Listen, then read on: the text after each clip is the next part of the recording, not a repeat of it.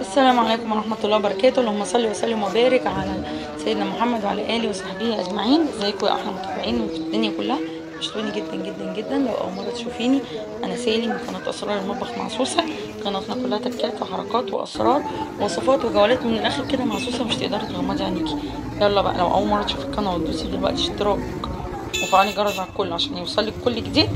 لو انتم متابعيني يا حبايبي وحشتوني جدا جدا، مستنيه بقى منكم اللايكات الكتير وكومنتاتكم الحلوه وشير للفيديو، لان الفيديو ده كلنا محتاجينه.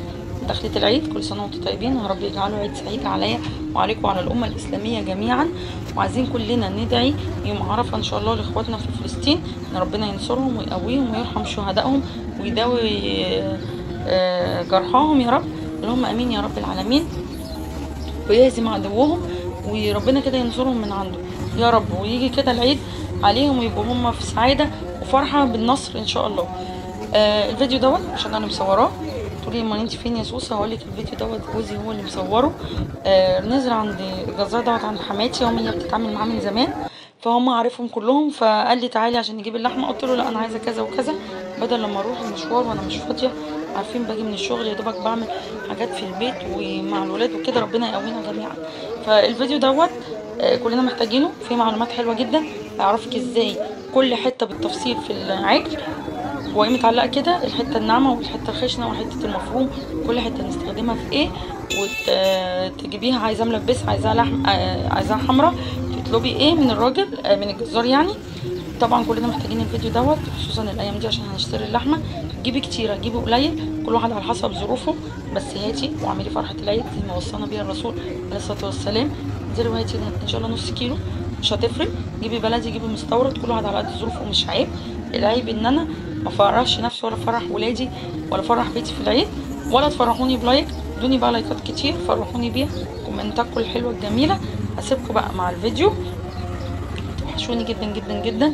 اي حته هروح هصورها لكم، واي حاجه عايزين اطلبها مني في الكومنتات وانا عينيا ليكم، وطلباتكم اوامر زي ما بتقولوا. بس ما تنسيش لو اول مره تشوفوا القناه ودوسي وفعلي الجرس على الكل.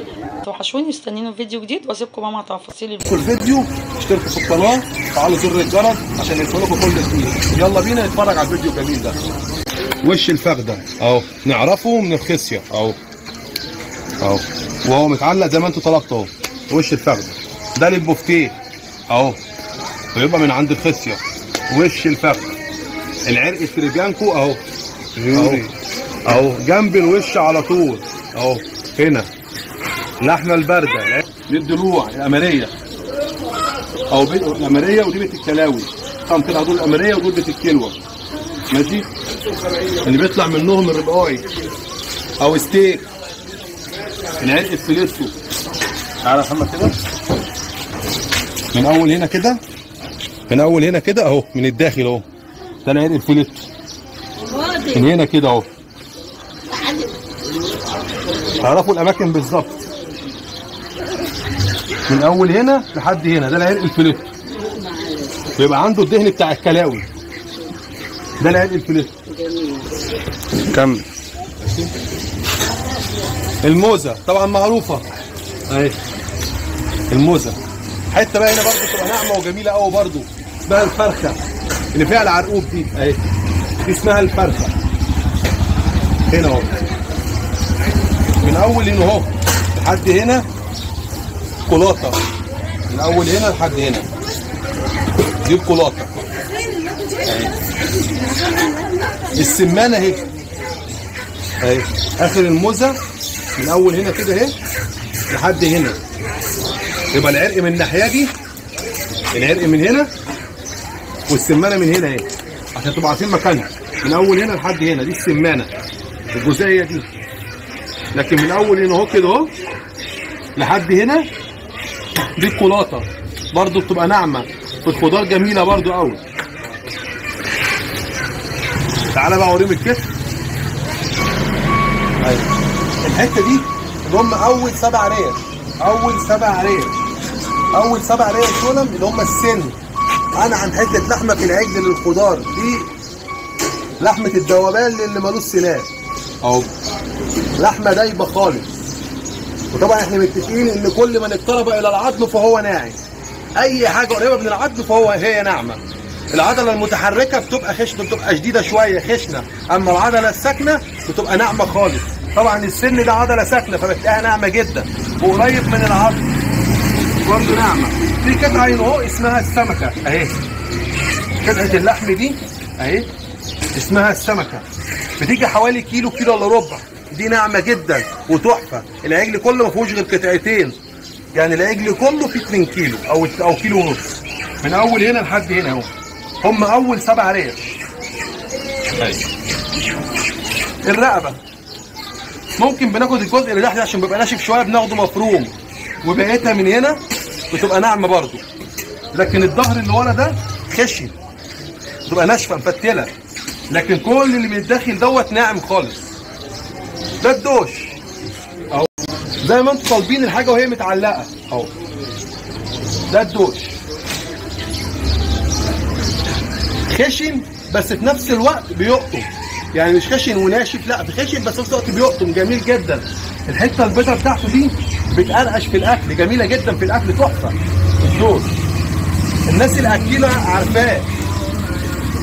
الموزه اهي برضه ناعمه جدا بس فيها جيلاتينه اهو، من اول هنا لحد هنا اهو. القطعه دي اسمها الدبوس، مش ناعمه قوي، نص نص بس حمرا خالص الجزئيه دي اهي. دول بقى اللي هم في ظهر اللوحه اهو، في ظهر اللوحه دي اهي اسمهم صباعين القشره اهو، دول بديل السن، ناعمين جدا بس وفي نفس الوقت حمر. صباعين القشره، بالاخص الصباع العريض مش الصباع المدور.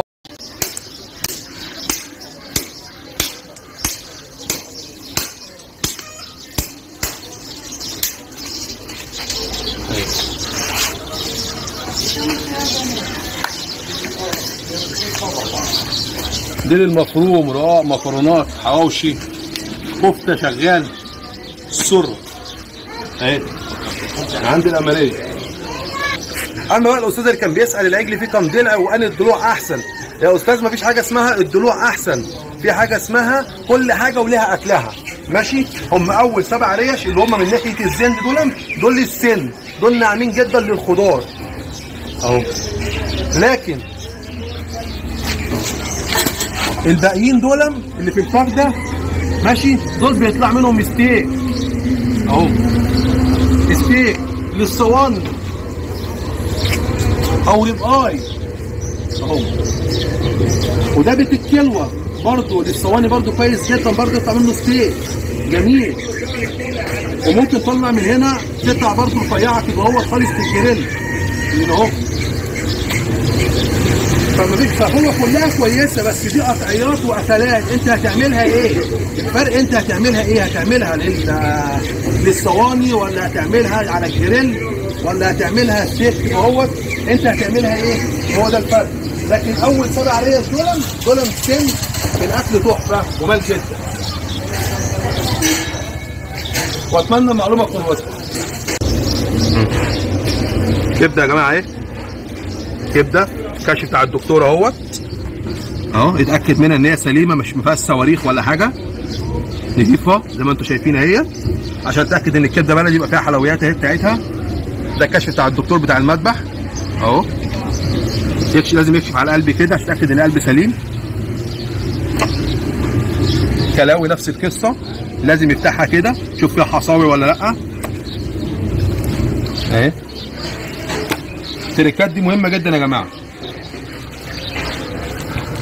لازم يتاكد ان الكلاوي سليمه والقلب والكبده عشان تعرف ان الكبده بلدي. لازم يكون فيها الحلويات دي اللي بتيجي من بره، بيشيلوا دي لان دي ما بتستحملش، بتبوظ بسرعه فبيشيلوها عشان ما تبوظش الكبدايه. لازم يكون فيها الحلويات بتاعتها دي، وما بتجيش مكشوفه كده، بتيجي سليمه مقفوله.